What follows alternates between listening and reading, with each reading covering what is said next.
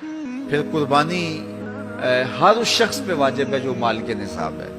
بعض اوقات گھر کے اندر کئی افراد مال کے نصاب ہوتے ہیں تو سب پہ واجب ہوگی قربانی۔ واجب آپ نے ادا کر لی اور اپنی طرف سے نفلی بھی دینا چاہتے ہیں تو یہ بھی آپ کو اجازت ہے۔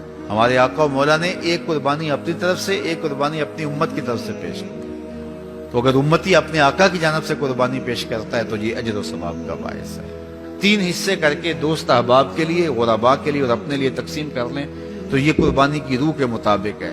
سارا اگر خود استعمال کرنا چاہیں تو بہرحال اس کی بھی اجازت ہے، لیکن قربانی کی روح کے منافی ہے۔ جس کو گوشت لگتا ہے اس کو کھال بھی لگتی ہے۔ جس طرح گوشت آپ خود بھی کھا سکتے ہیں تو کھال خود بھی استعمال کر سکتے ہیں، یعنی آپ کھال کا مسلح بنا کے گھر رکھ سکتے ہیں، کھال کو اپنے گھر کی کسی ضرورت میں جو ہے وہ لا سکتے ہیں، لیکن قربانی کی کھال بیچ لیں اور اس کی قیمت اپنے مصرف میں لائیں یہ نہیں کر سکتے۔ قربانی کی کھال اگر بیچ لی ہے تو اس کے پیسے صدقہ آپ کر سکتے ہیں، کسی دوست کو دے سکتے ہیں، کسی غریب کو دے سکتے ہیں۔ تو قربانی کی کھال جس کو مرضی دیں، لیکن بہتر یہ ہے کہ قربانی کی کھالیں مدارس دینیہ کو دی جائیں، کیونکہ یہ مستحق بہت زیادہ ہیں۔ مدارس دینیہ کے بجٹ کا زیادہ تر انحصار قربانی کی کھالوں پہ ہوتا ہے۔ کسی زمانے میں مدارس دینیہ کے لیے، مساجد کے لیے اور خانقاہوں کے لیے امراء، رؤساء اور حکام جاگیریں مقرر کرتے تھے اور ان کا نظم و نسق چلتا تھا۔ ہمارے دیہاتوں میں آج بھی مسجدوں کے نام پہ 8-8، 5-5، 6-6 جو ہے وہ ایکڑ نام ہوتے ہیں اور مسجد کی ضروریات اور اس کے محاصل سے پوری ہوتی ہیں، لیکن اب تو مدارس دینیہ کا انحصار رہ ہی قربانی کی کھالوں، زکوٰۃ فنڈ اور لوگوں کے تعاون اور مخیر حضرات کی کوشش سے رہ گیا ہے۔ اس لیے اپنے مدارس کی طرف بہت زیادہ توجہ دینے کی ضرورت ہوتی ہے اور قربانی کی کھالیں کوشش کر کے خود مدارس دینیہ کے اندر پہنچائیں۔ اور آپ کے سامنے جامعۃ المصطفیٰ ایک ایسی درسگاہ علمی ہے کہ جس کے فیضان سے ایک زمانہ متمتع ہو رہا ہے اور یہاں سے نکل کر اطراف و اکناف عالم کے اندر جو ہیں وہ لوگ پھیل رہے ہیں اور فائدہ پہنچ رہا ہے۔ اللہ کا شکر ہے، یہاں سے جانے والے پیغام کو مسلم بھی قبول کر رہے ہیں اور غیر مسلم بھی قبول کر رہے ہیں، تو یہ اللہ کا فضل ہے، اس پر ہمیں شکر ادا کرنا چاہیے۔ اور کتنے مسلمانوں کی اصلاح ہوئی ہے اور کتنے لوگ فائدے میں گئے ہیں، تو یہ ایک اللہ تعالیٰ کا بڑا فضل ہے اور اللہ تعالیٰ کا بڑا ہی کرم ہے کہ کتنے لوگوں کو یہاں سے فائدہ ہو رہا ہے۔ اور ظاہر ہے ہم ساری زندگی تو نہیں بیٹھ رہیں گے، ایک وقت عمر کا، زندگی کا ہم نے پورا کرنا ہے، اس کے بعد ہم نے چلے جانا ہے، تو ہماری جگہ اوروں نے آنا ہے۔ تو یہ دارالعلوم اگر زیادہ سے زیادہ لوگ پیدا کرے گا تو زیادہ لوگوں کو فائدہ پہنچ سکتا ہے۔ تو اس لیے نہ صرف قربانی کی کھالیں بلکہ اس ادارے کے ساتھ آپ کا ہر طرح کا تعاون درکار ہے۔ سب سے بڑا تعاون آپ کا اس ادارے کے ساتھ محبت کا تعاون درکار ہے۔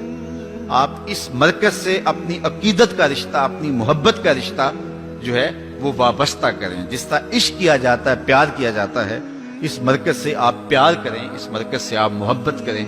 یہ مرکز ہماری عقیدتوں کا مامن اور مسکن ہونا چاہیے، چونکہ اس سے بہت سارے لوگوں کو فائدہ ہو رہا ہے۔ اور غیر عید کا دن اللہ کے حضور ذکر فکر میں گزاریے گا، دوستوں سے ملیے گا، رشتہ داروں سے ملیے گا، اچھے کھانے کھائیے گا، اچھا لباس بھی پہن لیجئے گا، لیکن یہ بات ذہن میں رکھیے گا کہ عید نئے لباس پہننے کا نام نہیں ہے، عید رنگا رنگ کھانے کا نام نہیں ہے، عید اللہ کے شکرانے کا نام ہے۔ رب سے کبھی بھی غافل نہیں ہونا۔ جب عید کے دن سب سے ملتے ہو تو رب سے کیوں نہیں ملتے ہو؟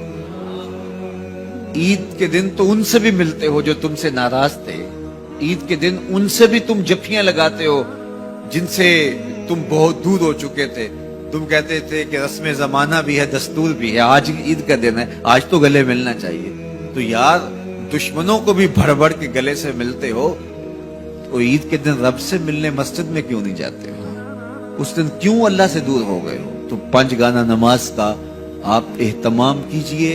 ایک اضافی نماز تمہارے اوپر عید کے دن واجب کر دی گئی ہے، تو اس کو بھی ادا کیجئے۔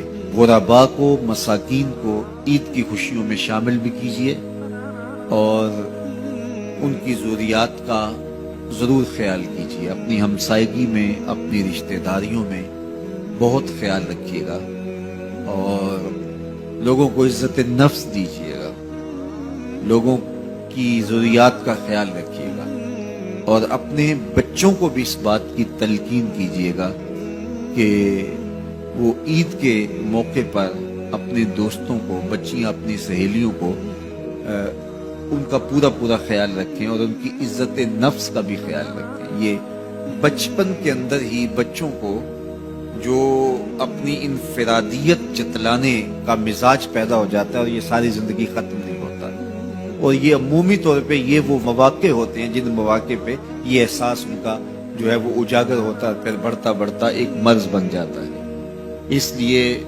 बच्चों को बचपन के अंदर ही दूसरों का एहसास सिखाइए, ना कि उनके अंदर एहसास तफाखुर पैदा हो। इतदाल के साथ उनकी ज़रूरियात को पूरा कीजिए, लेकिन आपका जो अतराफ है, गिरदो पेश का माहौल है, उसका भी पूरा पूरा ख्याल रखा जाए कि बच्चे एहसास बरतरी में मुब्तला ना हो जाएं और ऐसी अमराज उनके अंदर पैदा ना हो जाए। बल्कि बच्चों को राह खुदा में खर्च करने की तरगीब दीजिए।